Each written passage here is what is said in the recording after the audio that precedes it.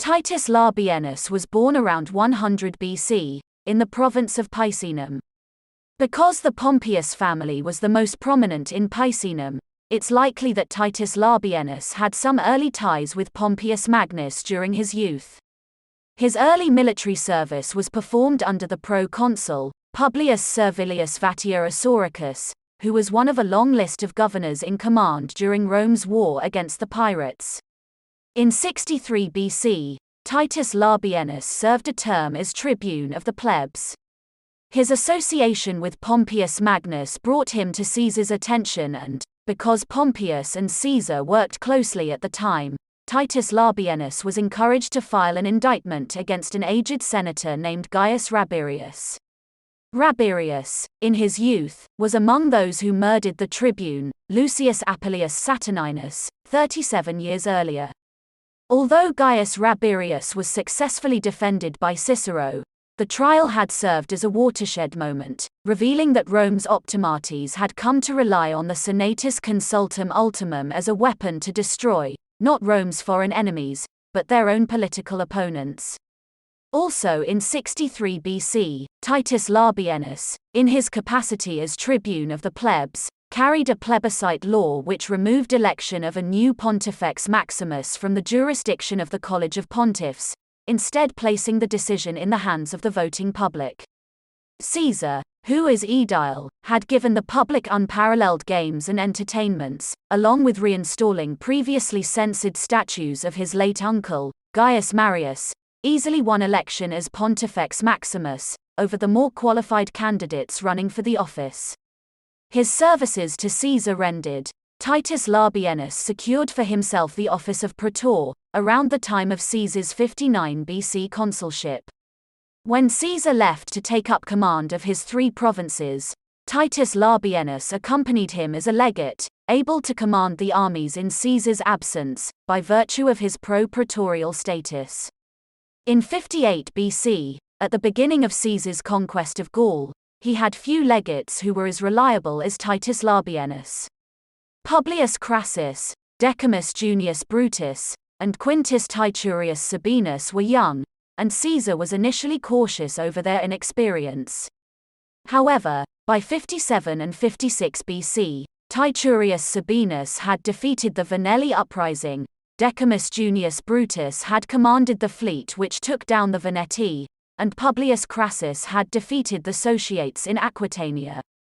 Despite these young legates' victories, Caesar's commentary, while acknowledging their accomplishments, invariably tied their victories directly to himself, praising the troops' eagerness to prove to Caesar what they could accomplish with a Juventutus, or Juvenile, as commander, or by commending the valor and ingenuity employed by the troops who fought for him.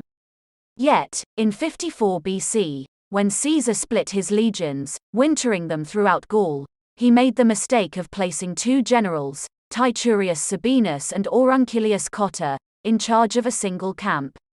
When that camp fell to the rebellion of Ambiorix, Caesar, in his writings, deflected blame from his miscalculation, placing it at the feet of Titurius Sabinus, for not having listened to Cotta, but trusting the Gauls enough to leave the safety of winter quarters, resulting in Caesar's loss of 15 cohorts. By flattering his legionaries and troops, making their zeal for him responsible for all Caesar's victories, while laying any blunders at the feet of legates, Caesar prevented commanders, like Titus Labienus, from creating their own chain of command, authority, and bonds of trust with the legions.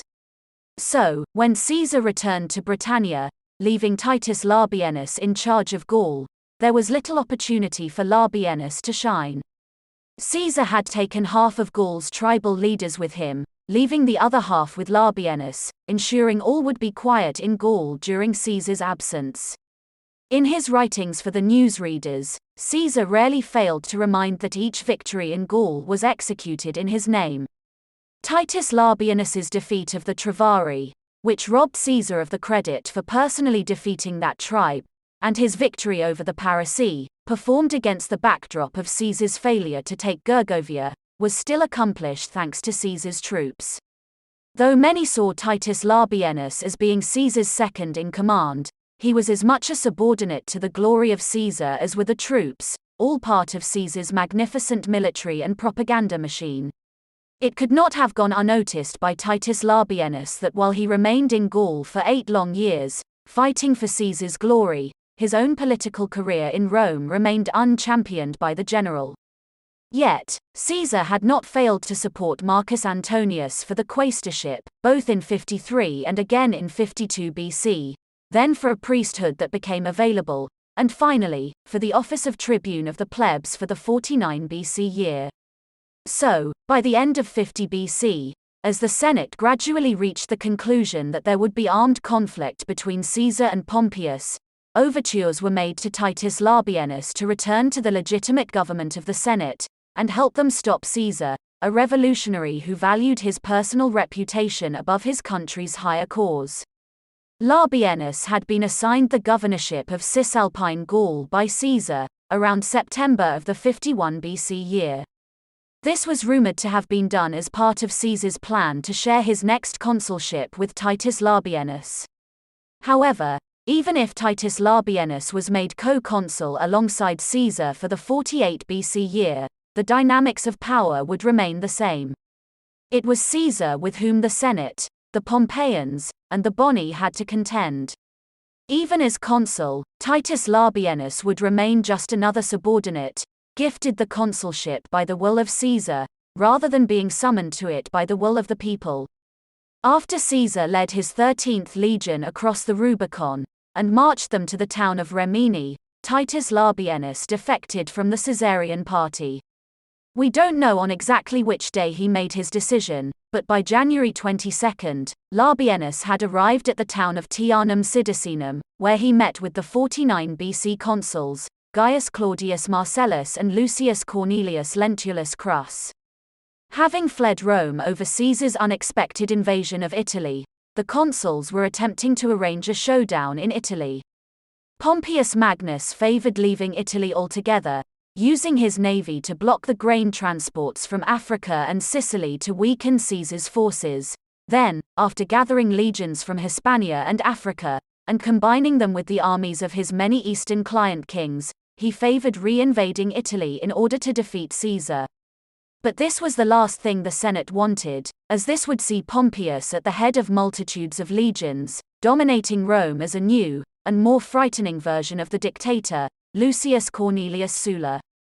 If the Senate could convince Pompeius to defeat Caesar on Italian soil, the victory would belong to the Senate, with Pompeius acting as its general.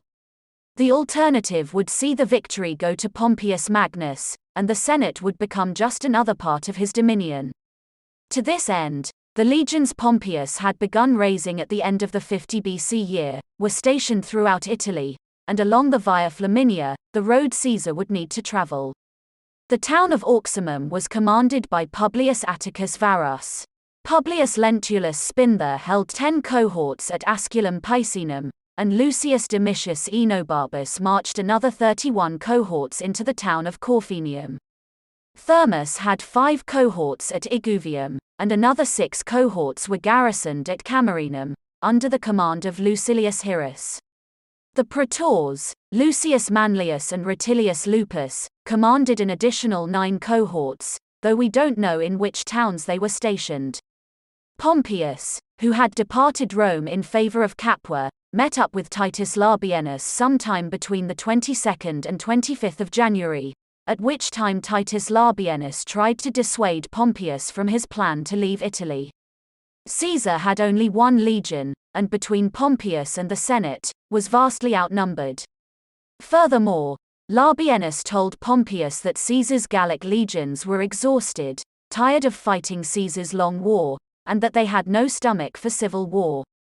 If he moved now, Pompeius Magnus could easily strike Caesar down, and the Republic would be restored with no need of foreign armies. While Pompeius was inclined to believe Titus Labienus, the great general failed to consider why Labienus had defected with only Gallic and Germanic cavalry, if Caesar's legions were so dispirited and unhappy. On the 25th of January, both Pompeius and Titus Labienus arrived in Apulia. There, the 2 legions that had been stripped from Caesar, initially to be transferred to Syria, were garrisoned. And though the Senate had awarded both legions to Pompeius, he did not fully trust them. Caesar, before sending them to Rome, had paid them handsomely, and given each soldier one Gallic slave as a personal gift. Titus Labienus inspected the 2 legions, and Pompeius was relieved to learn that Labienus had a personal history with one of the legions. The 15th Legion had been led by Labienus during their time in Gaul. Unfortunately for the Pompeians, 2 more legions from Gaul quickly crossed the Rubicon, and met Caesar in Rimini. From there, the next 3 towns along the Via Flaminia fell by January 17, with the surrounding areas falling in quick succession. Now in control of the Via Flaminia, Caesar sent Marcus Antonius to take the town of Arretium, its defeat giving Antonius control over the Via Cassia. As the Senate, and Titus Labienus, were busy making every effort to discourage Pompeius from departing Italy, Caesar's forces took the town of Auximum on February 1. As Caesar moved south, Pompeius and Titus Labienus retreated to Brundisium, ordering Lucius Domitius Aenobarbus to retreat as well. Not realizing that Caesar had been joined by 2 more legions, and 22 new cohorts recruited by Gaius Scribonius Curio, Aenobarbus stayed in Corfinium, believing his forces outnumbered Caesar's 3-1. But it was Caesar who outnumbered Aenobarbus, and the latter found himself completely trapped. Aenobarbus's legions, however, supported Caesar's cause. Within the besieged Corfinium, they turned on Aenobarbus, and delivered him up to Caesar. Aenobarbus, who would not have hesitated to kill Caesar, likely anticipated his own immediate execution. But Caesar, remaining cool and indifferent, allowed him to go free, and even returned to Aenobarbus the massive war chest held in Corfinium. As Aenobarbus walked away from Corfinium, humiliated, his 31 cohorts swore allegiance to Caesar, increasing the Caesarian forces by another 3 legions. Caesar's momentum and mass were growing so exponentially that the Pompeians could not counter, and suddenly the thought of fleeing Italy was magnitudes more appealing.